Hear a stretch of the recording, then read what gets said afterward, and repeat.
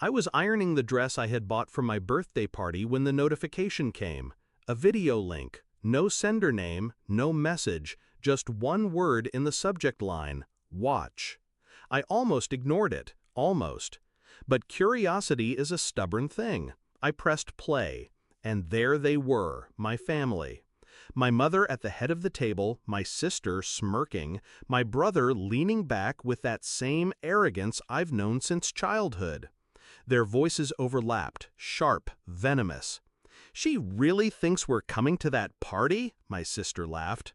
"She's pathetic," my mother added. "Let her waste her money."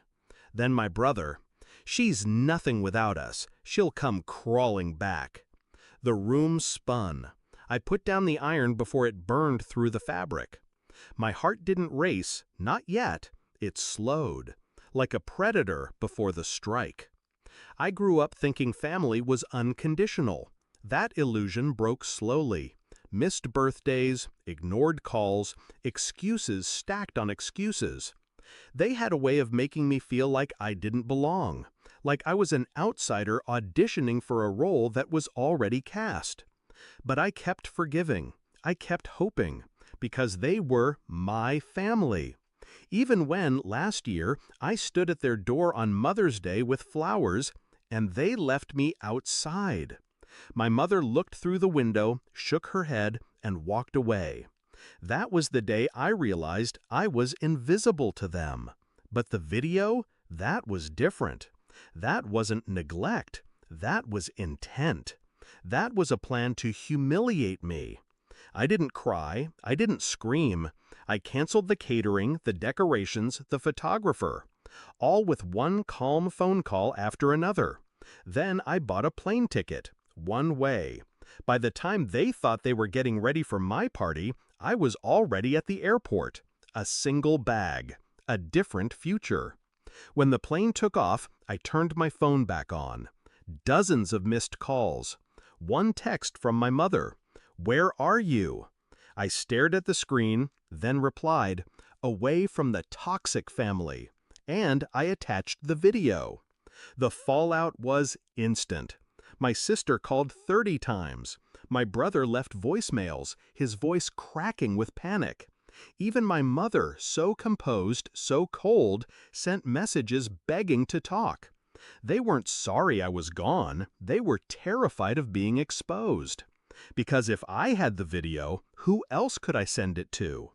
That's when I realized I had power. I didn't waste it.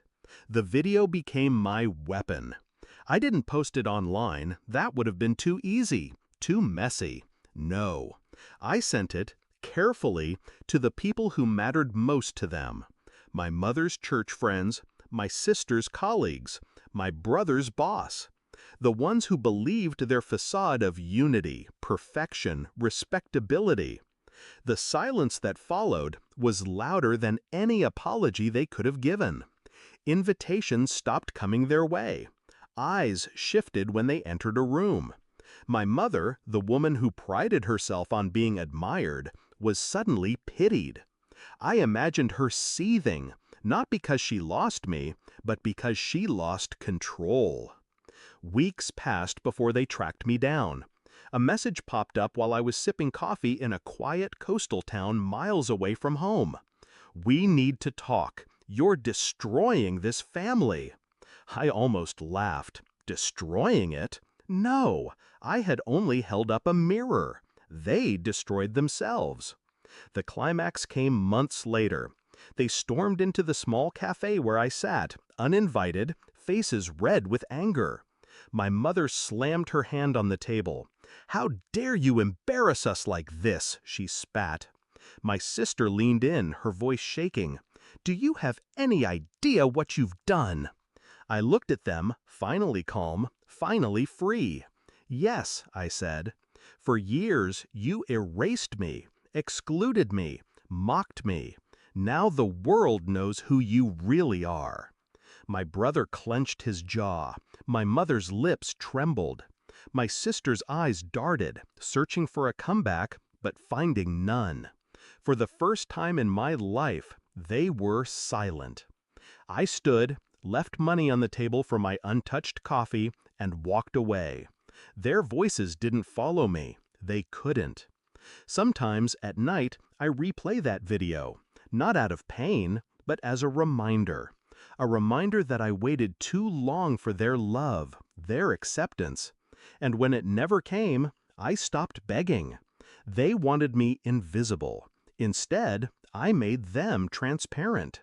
And in their silence, I finally found peace.